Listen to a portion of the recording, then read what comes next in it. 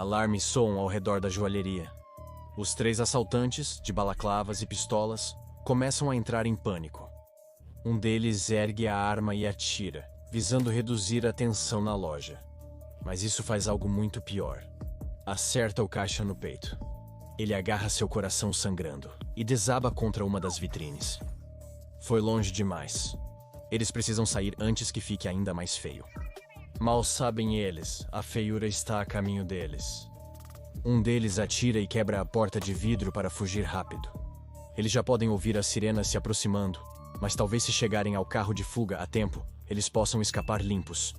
Mas antes que eles possam chegar ao carro, uma morango atinge o rosto do líder dos 3 assaltantes.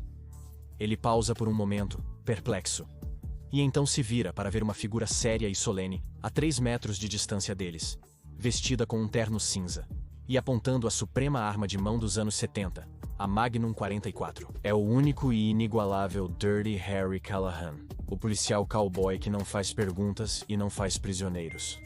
Fumaça está subindo do cano da arma, como se um tiro acabasse de ser disparado. Mas saiu uma morango daquela arma? Não há tempo para pensar. Os 3 se dispersam, porém Harry acerta o alvo. Ele vira o Magnum para o ladrão número 1 e atira. Uma explosão de eletricidade, como um estalo de relâmpago, sai disparada do cano da arma e o atinge tão forte que por um breve momento você pode ver seu esqueleto brilhando. Ele cai no chão, atordoado, com fumaça saindo dele. Harry pensa calmamente, um caiu, faltam 2. O segundo ladrão está correndo para o veículo de fuga, esperando que talvez ele ainda possa salvar a tentativa de fuga. Mas Harry mira nele e tudo acaba. Ele aperta o gatilho da sua Magnum, e do cano da arma sai um jato concentrado de café fervendo, esguichando direto no rosto do ladrão. Ele grita de dor e cai no chão, segurando seu rosto escaldante. Apenas um ladrão permanece correndo por sua vida quando Harry mira a arma e atira. Um gato furioso sai do barril e cai sobre o ladrão número 1, incapacitando-o em meio a uma enxurrada de gritos e arranhões. O ladrão cai no chão e Harry se aproxima, apontando o Magnum para ele. Ele rosna sua fala icônica. Eu sei o que você está pensando. Ele deu 6 tiros ou só 5? Na verdade, com toda a agitação, acabei perdendo a conta. Mas, considerando que esta é uma Magnum 44, a pistola mais poderosa do mundo, que poderia explodir sua cabeça, você tem que se fazer uma pergunta. Eu me sinto sortudo? Bem, você se sente, moleque?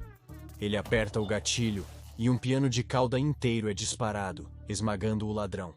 Para cinéfilos, certamente perceberam que essa cena não ocorre no neo-noir de Clint Eastwood, Dirty Harry, de 1971.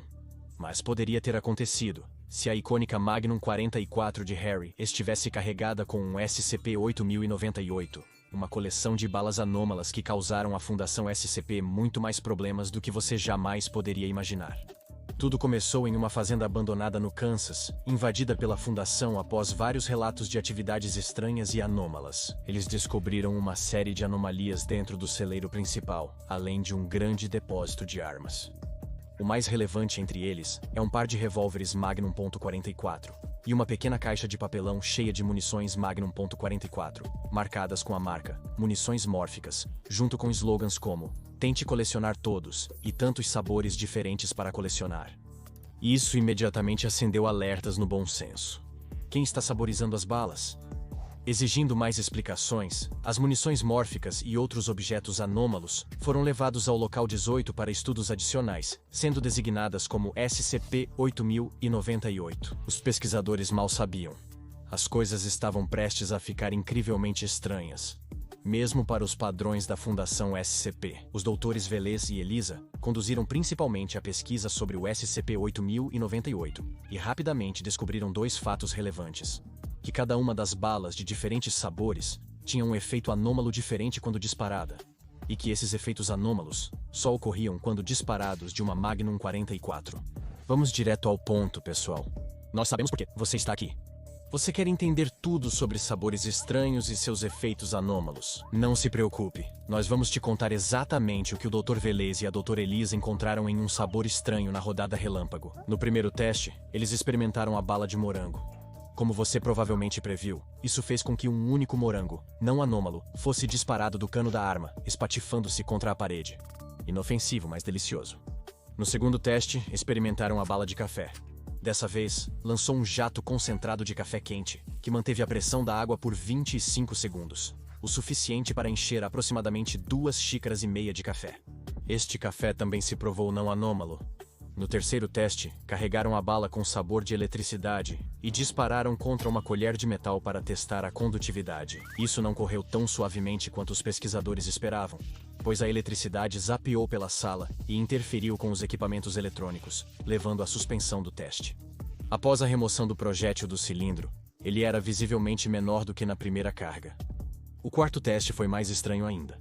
A bala inserida na Magnum foi alegada ser sabor de gato, e correspondeu às expectativas, disparando um gato American Shorthair de 3 anos que se provou completamente não anômalo por si só. Não se preocupem, amantes de gatos em nossa audiência. O gato foi realocado seguramente pós-teste. No quinto teste, a bala foi nomeada Entropia. Após o disparo da arma sem efeito, pesquisadores constataram o sumiço da bala no cilindro. No sexto teste, a bala foi saborizada como raiva. Foi também a primeira vez que um teste foi realizado em um sujeito da classe D, que, ao ter a bala disparada contra ele, não sofreu danos físicos, mas entrou em um estado prolongado de raiva, gritando palavrões e recusando-se a cumprir qualquer um dos comandos do pesquisador por 1 hora. O sétimo teste envolveu disparar uma bala com sabor de reciclagem contra uma garrafa plástica de água. Isso resultou na transmutação tanto da garrafa quanto da mesa. A garrafa se reciclou em um recipiente de Tupperware, e a mesa virou 2 blocos grandes, um de plástico sólido e o outro de metal sólido. Chegamos ao oitavo teste, a intrigante bala de teletransporte. Este disparou uma bola de luz roxa que, ao entrar em contato com a parede, teletransportou o atirador, junto com todas as suas roupas e pertences pessoais, para a área onde a bola de luz havia entrado em contato. Esses testes anteriormente inconsequentes começaram a tomar um rumo desastroso durante o teste número 9, quando a bala de Magnum com sabor de buraco negro foi testada. Incidentalmente, essa foi a única vez que a munição sabor buraco negro foi testada, pois os dados do teste foram expurgados e as balas foram transferidas para outro local. Isso deixou apenas uma coleção de balas marcadas como sabor mistério, que tinham efeitos estranhos e frequentemente assustadores. Inclui atirar um pirulito blow pop que, apesar de estilhaçar contra a parede quando disparado, não parecia anômalo. Um grande piano disparou do cano e se espatifou no chão, causando danos substanciais. Uma pequena chama, como a de um isqueiro, que saiu do cano da Magnum e permaneceu em funcionamento por 28 segundos antes de se apagar. E até mesmo uma cópia do SCP-2081, um livro de capa dura de 82 páginas intitulado Tornando Seus Sonhos. Sua realidade, lucidez para iniciantes. Curiosamente, após o último teste, constatou-se o sumiço de uma cópia do SCP-2081 do confinamento. Isso sugeriu uma informação vital. A munição do SCP-8098 não produz os itens que dispara, mas os retira de outros locais globais. Embora parecesse um simples fato, logo teria graves consequências para os pesquisadores no local 18. Começou com um pesquisador que perdeu uma chave no armário de contenção perto de todas as instâncias do SCP-8098. Ao procurar a chave, encontrou uma bala anômala rotulada como sabor de chave. Foi só o início de uma tendência alarmante. Quando a doutora Enya percebeu que sua caneca de café predileta sumiu, encontrou uma bala sabor café na sala de descanso do local 18. Quando um lavatório sumiu no banheiro do local 18, encontraram uma bala sabor lavatório. Encontraram uma bala com sabor humano em uma cela classe D temporária. E o indivíduo classe D correspondente estava desaparecido, salvo suas roupas abandonadas. Uma bala misteriosa até apareceu na cela de contenção do SCP-218-2, uma equipe anômala que certamente nos faria ser desmonetizados se tentássemos descrevê-la. Essa nova qualidade anômala secundária do SCP-8098 causou preocupação nos pesquisadores-chefes do caso. A doutora Elisa expressou ao Dr. Vélez em uma carta sua crescente preocupação com os recentes acontecimentos envolvendo o SCP-8098. Objetos e pessoas aleatórias no local 18 estão se transformando em novas instâncias do SCP-8098 sem métodos conhecidos para reverter aos estados originais. Eu sei que você e muitos já têm conhecimento parcial disso, mas me surpreende a pouca atenção recebida por isso. Um pesquisador ou uma grande anomalia na instalação pode ser o próximo, pelo que sabemos. Suspeito que esses efeitos se devam à alta concentração do SCP-8098 no vestiário dedicado do Local 18. Acredito nisso porque, após a descoberta da primeira nova instância do SCP-8098 naquele armário, a quantidade na instalação tem aumentado. E também sua classe de objeto provavelmente deveria ser alterada para Euclides. Era inegável que a doutora Elisa tinha um plano. A classe do objeto foi modificada, e instâncias de munição dispersas na instalação para testar a teoria de Elisa. No entanto, a partir daí, mais itens no Local 18 foram convertidos em balas SCP-8098, confirmando a teoria de separação de Elisa. Ficou mais estranho quando uma bala de confete surgiu no vestiário do Local 18, mesmo sem haver confete antes ali. Estranhamente, uma nota misteriosa veio com a bala. Estava escrito: "Viva, viva, viva, parabéns. Você é a primeira pessoa a coletar 30 sabores diferentes de munições mórficas. Para celebrar esta ocasião maravilhosa, aqui está um sabor único, raro, de um tipo de munições mórficas para você se deliciar. Ou para equipar numa arma, acredito. O que está ok. Não nos importa o uso das suas munições mórficas. O ponto é, você é o primeiro a coletar 30 sabores únicos de munições mórficas. E queríamos celebrar isso, mas não foi fácil fazer eu te digo isso. Não havia confete por quilômetros, mas tudo bem, você merece, incrível pequeno colecionador. De qualquer forma, fique de olho em novas ondas de munições mórficas na sua área." Em resposta, os pesquisadores tentaram o plano B, dividindo as balas anômalas e as enviando para diferentes instalações, para tentar provocar uma resposta diferente. Logo após, uma bala chamada Sabor Confusão surgiu no Local 18 com outra nota. Esta dizia: Ei, sou eu de novo. Percebi que você parece ter dado muitas munições mórficas. Isso foi intencional por acaso? De qualquer maneira, você é o primeiro a reunir 30 sabores diferentes de munições mórficas. Então, sim, eu estava apenas com a impressão de que vocês gostam de coletar munições mórficas. Continuei fazendo mais para todos. Agora eu estou começando a duvidar disso. Sabe de uma coisa? Eu sei por que você fez tudo isso. Você queria iniciar uma nova coleção de munições mórficas. Sim, vocês são tão gentis.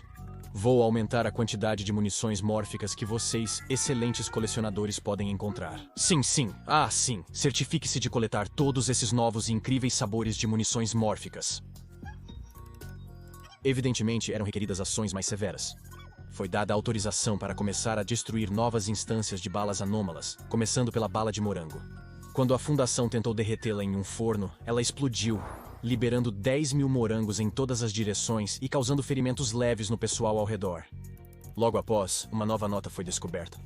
Ela dizia: sim, por favor, não destrua balas nos recipientes de munições mórficas. Efeitos ruins. Ruim. Você pode usá-las em uma arma, tudo bem, o que for, mas não abra nenhuma das balas. Por favor, não. Por favor! A palavra ruim está repetida várias vezes no restante da página. A doutora Elisa e o Dr. Velez se esforçaram para lidar com o conjunto crescentemente bizarro de circunstâncias, pois suas tentativas de comunicação com a entidade misteriosa que deixava as notas foram totalmente infrutíferas. Mas durante o meio de uma de suas discussões mais acaloradas, mais uma nota apareceu atrás deles. Ela dizia: ok, tudo bem. Eu entendi. Eu peguei a dica. Não querem munições mórficas, correto? Eu sinto muito. Está difícil fazer isso há tanto tempo. Foi bom ver alguém se interessar novamente pelo meu trabalho. Mas acho que não posso obrigar alguém a apreciar o que faço. Peço desculpas por transformar tudo em munições mórficas. Se eu soubesse como, eu reverteria. Espero que você possa aceitar minhas desculpas. Não pretendia perder o controle, mas parece que perdi. Eu ainda estarei por aqui, mas prometo não machucar mais ninguém. Eu prometo. Se eu machucar alguém no futuro, então me sentirei muito mal por isso. Eu prometo. Sim, lamento muito pelo ocorrido. Entendo se vocês me odiarem, embora eu espere que não. De qualquer forma, adeus. Não foram descobertas mais balas de munição mórfica após isso? Pessoalmente, pensamos que o mundo está mais sombrio sem elas. Agora vá conferir SCP-3108, a arma Nerf ou armas SCP secretas insanas para mais.